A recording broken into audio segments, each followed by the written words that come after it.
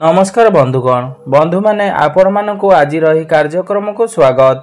बंधु माने आज रही कार्यक्रमटी कन्या राशि व्यक्ति विशेष मानक पई बहुत गुरुत्वपूर्ण अटे।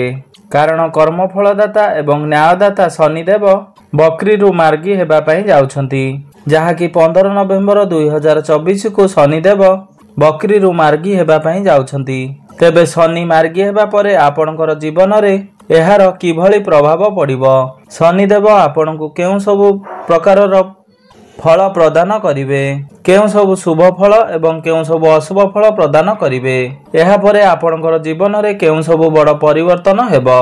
शनिदेव आपणकर कुंडलीर केउ गृह रे मार्गी हेबे एवं आपणकर कुंडलीर केउ केउ गृह उपरकु शनिदेवंकर मार्गी दृष्टि रहिबो।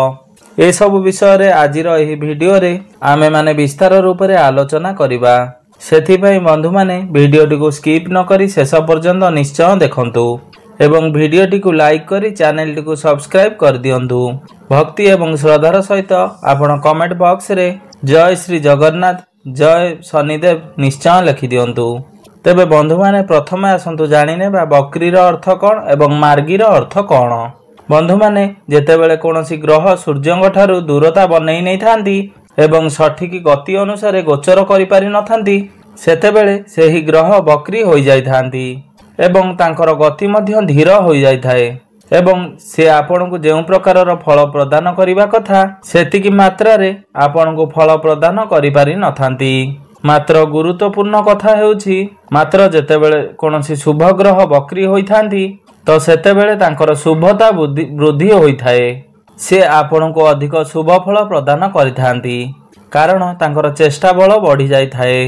मात्र जेतेबेले कोनोसी अशुभ ग्रह बकरी होई थांती सेतेबेले तांकर अशुभता बढ़ी जाई थाए, से आपनकु सठिक मात्रा रे शुभ फल प्रदान करि पारि नथांती एवं शनि मध्य पापी ग्रह अटंती। तो शनि जेतेबेले आपनकर बकरी थिले आपनकर कार्य रे मध्य विलंब हेउथिला एवं स्लो होई जाइथिला, आपनकर कार्य रे सफलता बहुत डेरी रे प्राप्ति होउथुला। मात्र वर्तमान जेतेबेले शनि बकरी रु मार्गी होई जिबे तो से निजर सठिक गति अनुसार गोचर करि परिबे एवं आपनकु शुभ फल मध्य प्रदान करि परिबे। तो शनिदेवंकर एही मार्गी हेबा प्रत्येक राशिर व्यक्ति विशेष मानक पई एक शुभ खबर अटे। तो बंधु माने आजिर एही कार्यक्रमटी जन्म राशि एवं चंद्र राशि उपरे आधारित अटे एवं राशि चक्रर 12टी राशि अष्ट राशि हेउची कन्या राशि एवं कन्या राशिर अधिपति हेउचंदी बुध। मात्र आजिर एही वीडियो रे आमे माने शनिंकर मार्गी हेबा उपरे आलोचना करूछे। तो शनि आपणकर कुंडलीर षष्ठ भाव रे विराजमान अछंती एवं आपणकर षष्ठ भाव रे शनि बकरी थिले एवं आपणकर षष्ठ भाव रे ही शनि मार्गी हेबा पई जाउछंती। तो बंधु माने षष्ठ भावटी होई थाए रोग ऋण एवं शत्रुर भाव। तो बंधु माने शनिंकर मार्गी हेबा सेई मानकर पई शुभ हेबा पई जाउछि जेउ लोक माने ऋणग्रस्त होइथिले, जेउ व्यक्ति मानकर बहुत दिन धरि रोग लागि रहितिला एवं जेउ व्यक्ति मानकर शत्रु बहुत संख्या रे बढ़ी जाइथिले, सेही मानक व्यक्ति मानक पई एहा बहुत शुभ खबर अटे।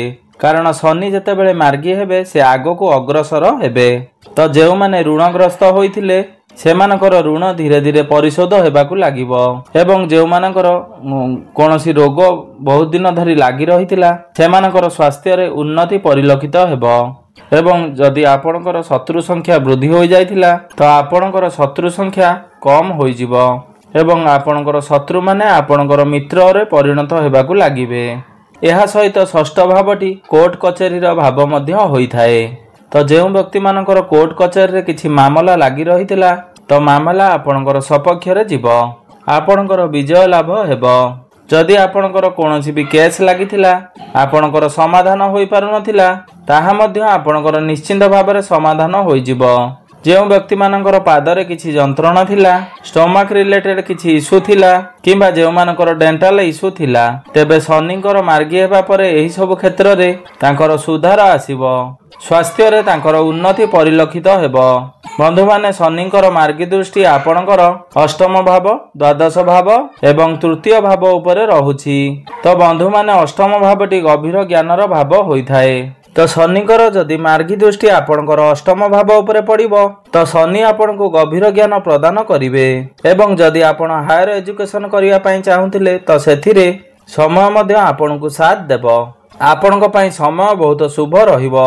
जो माने रिसर्च लाइन रे कार्य करूचंती किंबा जो माने रिसर्च करिया पई चाहुचंती सेमानकु समयर साथ मिलिबो एवं आपणकर जीवन रे बहुत पॉजिटिव प्रभाव पड़िबो। शनिकर दृष्टि मध्य आपणकर द्वादश भाव उपरे रहिबो। द्वादश भावटी होइथाय लॉन्ग ट्रावेल्स रो भाव, विदेशर भाव, आध्यात्मिक यात्रार भाव। तो एही समय रे आपण लॉन्ग ट्रावेल करि पारंती, विदेश यात्रा मध्य करि पारंती किंबा आध्यात्मिक यात्रा मध्य करि पारंती। आपण एकपरि कोनोसी स्थान को जाई पारंती जेउठी आपणक मन को बहुत शांति मिली थाए। जो व्यक्ति माने विदेश रे सेटल अछंती बा विदेश रे कोनोसी कार्य करूचंती शनि मार्गी हेबा परे सेमानक पई समय बहुत ही भलो रहिबो। आपणकर कैरियर रे किछि चेंज होई पारे, आपनको आपणक चाकरी रे प्रमोशन मिली पारे किंबा आपण निज देश रे रही किछि एमएनसी कंपनी रे कार्य करूछंती तेबे भी आपण आपणकर कैरियर रे किछि परिवर्तन देखिबाकू पाइबे। शनिकर मार्गी दृष्टि आपणकर तृतीय भाव उपरकू रहिबो। तृतीय भावटी होइथाय आपणकर साहस एवं पराक्रमर भाव, स्मॉल ट्रावेल्स रो भाव। तो जेउ सब छोटो मोटो कार्य आपणकर पेंडिंग होई कि थिला वर्तमान जेतेबेले शनि आपणकर 15 नवेम्बर को मार्गी होई जिवे तो 15 नवेम्बर पर सही कार्य गुड़िक आपण रिस्टार्ट करिवे एवं सही कार्य गुड़िक आपणकर संपूर्ण हेबार देखा जिबाकू लागिबो। आपण जदि ऑनलाइन रिलेटेड किछि कार्य करचंती तो आपणक पई समय बहुत भलो रहिबो। आपणकर इनकम रे ग्रोथ आसीबो। एही समय रे आपण बहुत अधिक स्मॉल ट्रावेल्स करिवे एवं सेथिरे आपणको लाभ मध्य प्राप्ति हेबो एवं 15 नवेम्बर पर आपण बहुत अधिक इलेक्ट्रोनिक्स जिंस मध्य किणाकिणी करि पारंती।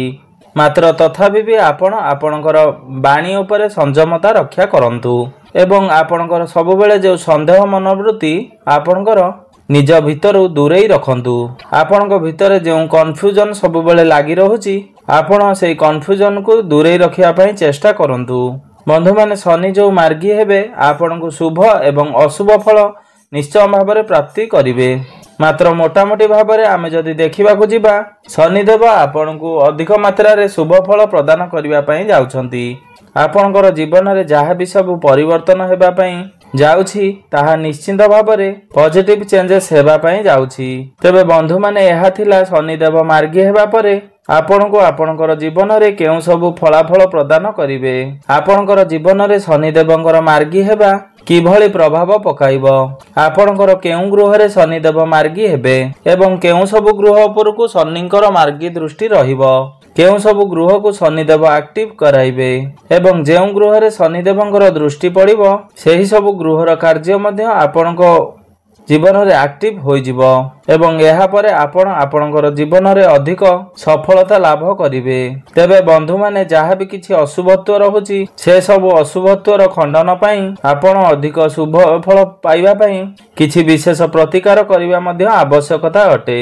सेथि पई आपण प्रत्येक दिन बुद्धंकर बीज मंत्रर जप 108 थर निश्चय करंतु।